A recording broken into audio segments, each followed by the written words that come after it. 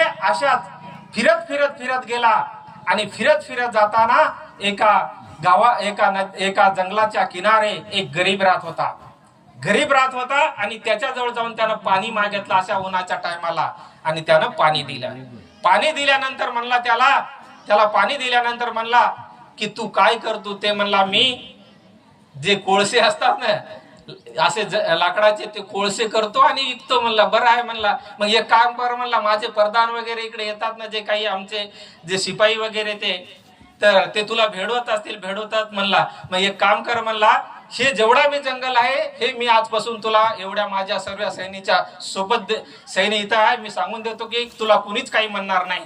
मग यानं कुऱ्हाड लावली. आता काय राजानं सांगितले, रोज लाकडं तोडायचा आणि कोळसे करायचा आणि विकायचा. त्याच्यानंतर पुरे इकून टाकले त्यानं, कोळसे करून पूर्ण त्या झाडाचे विकले आणि आखरीच्या दिवशी एकच झाड राहिलं. काय राहिलं? आखरीला एकच झाड राहिलं. त्या दिवशी ते तोडलं. आज कसं आबाळ आलं, असं आबाळ आलं, पाणी आलं आणि काही भिजले आणि काही लाकडं राहिले. तर ते तसेच त्यानं घातले त्या थैल्यामध्ये आणि विकाय नेले ना. त्या कोळसे काही लोकांनी घेतले. ते 2-4 लाकडं होते तिथं पडून होते. एक हुशार माणूस होता, त्यानं बघितलं ते लाकूड कशाचं आहे, तर ते लाकूड होतं चंदनाचं. कशाचं? चंदनाचं. ते म्हणला याचे पैसे किती द्यायचे? ते मालक म्हणला किती बी द्या ना. तर त्यानं खिशातून हात घातला आणि खूप पैसे दिले. त्यानं जिंदगीमध्ये कोणीच त्याला तेवढे पैसे दिले नाही. कितीतरी त्यानं कोळसे ऐकले, कोणीच पैसे दिले नाही, तेवढे दिले. तर तेव्हा ते म्हणला, मालक एवढे पैसे कशाचे द्यायले तुम्ही? ते म्हणला, राजा हे चंदनाचं लाकूड होय. ते म्हणला, हे चंदनाचं लाकूड आहे, इतकुशा लाकडाचे इतके पैसे होते? हो म्हणला.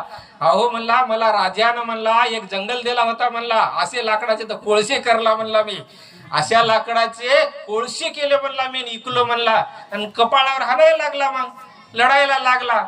ते म्हणला, बापू आता लढू नको, तो झालं होऊन गेलं म्हणला.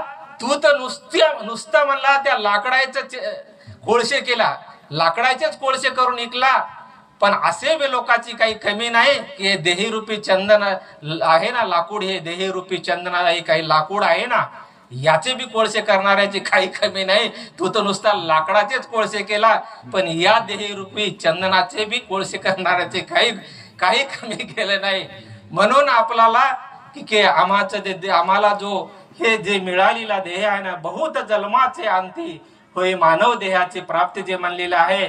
म्हणून आम्हाला खरंच की जेवढं बी झालं तेवढं दादा आम्ही संतांची एखादी जरी गोष्ट जीवनामध्ये घेतली तर लय चांगल्या पद्धतीनं जीवन जगू शकतो.